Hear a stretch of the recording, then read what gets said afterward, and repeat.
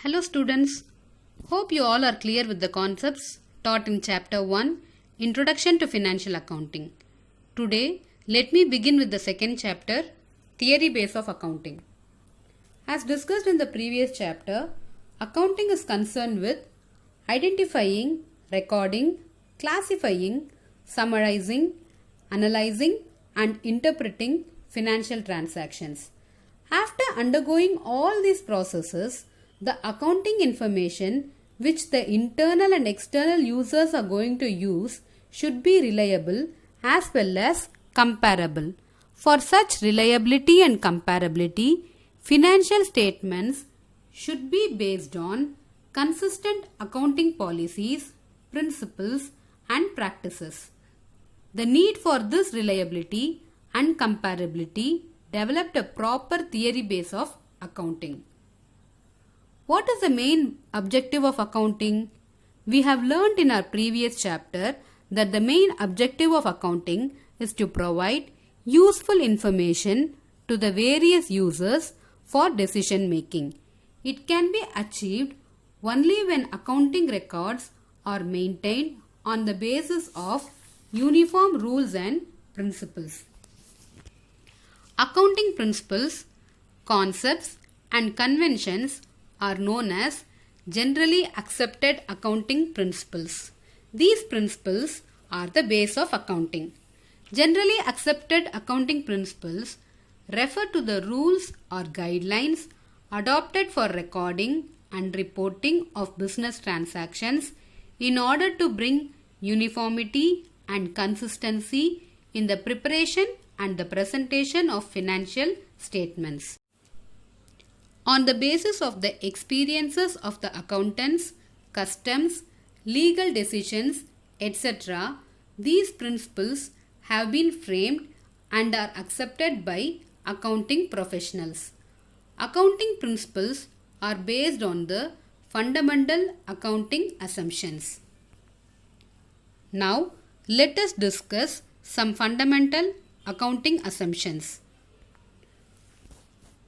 The first assumption is going concern assumption. According to this assumption, an enterprise has an indefinite life or existence. It is assumed that the business has neither intention to liquidate nor to scale down its operations significantly. The next assumption is consistency assumption. According to this assumption, accounting practices once selected and adopted should be applied consistently year after year. This will ensure a meaningful study of the performance of the business for a number of years. The third assumption is accrual assumption. According to this assumption, all revenues and costs are recognized when they are earned or incurred, even if the cash transaction of receiving or paying takes place later. Now, let us discuss the accounting principles. The first accounting principle is accounting entity principle. According to this principle, a business concern is treated as a separate entity from its owner. For example, the capital invested should be recorded as the owner is entitled to receive profit from the business, which will also be recorded to treat the owner as a separate body from the business entity. Therefore, transactions are recorded, analyzed, and financial statements are prepared from the business point of view and not from the point of view of the owner. The next accounting principle is money measurement principle. According to this principle, only those transactions that are measured in money or can be expressed in terms of money are recorded in the books of accounts of the enterprises. Non-monetary events like death of an employee or manager, strikes, disputes, etc. are not recorded at all, even though these also affect the business operations significantly. The third principle is accounting period principle. As we discussed in going concern assumption, the business has an indefinite life. This indefinite life of an enterprise is divided into parts, which is known as accounting period. Full disclosure principle. According to this principle, all accounting information should be completely disclosed with notes to accounts. Next comes the materiality principle. Though full disclosure principle tells to disclose all accounting information, according to materiality principle, only the accounting information which have material effect and relevant to users should be disclosed. Items which are irrelevant should be merged with other items.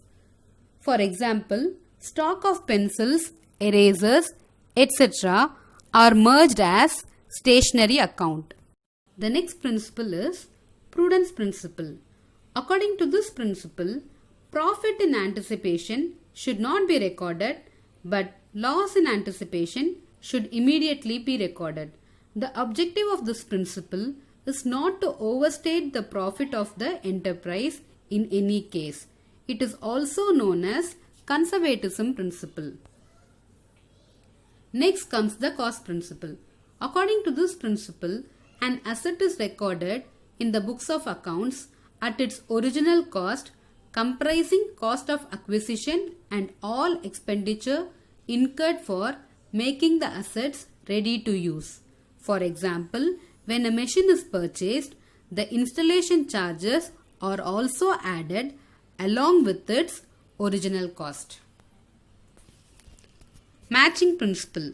According to this principle, all expenses incurred by any enterprise during an accounting period are matched with the revenue recognized during the same period. This makes the calculation of profit or loss easier. Dual aspect principle. According to this principle, every business transaction has two aspects, a debit and a credit of equal amount. In other words, for every debit, there is a credit of equal amount in one or more accounts and vice versa. For example, when the owner invests amount in the business, it is debited as cash account and credited as capital account as he is a separate body from the business entity. Now, let us discuss the basis of accounting. There are two bases of ascertaining profit or loss, namely cash basis and accrual basis. Cash basis of accounting. Under this system of accounting, transactions are recorded in the books of accounts only on the receipt or payment of cash. The income is calculated as the excess of actual cash receipts over actual cash payments. Under cash basis, credit transactions are not considered. Profit or loss is calculated only with the actual cash received and paid. Accrual basis of accounting. Under this system of accounting, revenue and expenses are recorded when they are recognized. That is, income is recorded as income when it is accrued, irrespective of fact whether cash is received or not. Similarly, expenses are recorded when they are incurred, irrespective of the fact whether the cash is paid or not. Students, with this, our second chapter gets completed.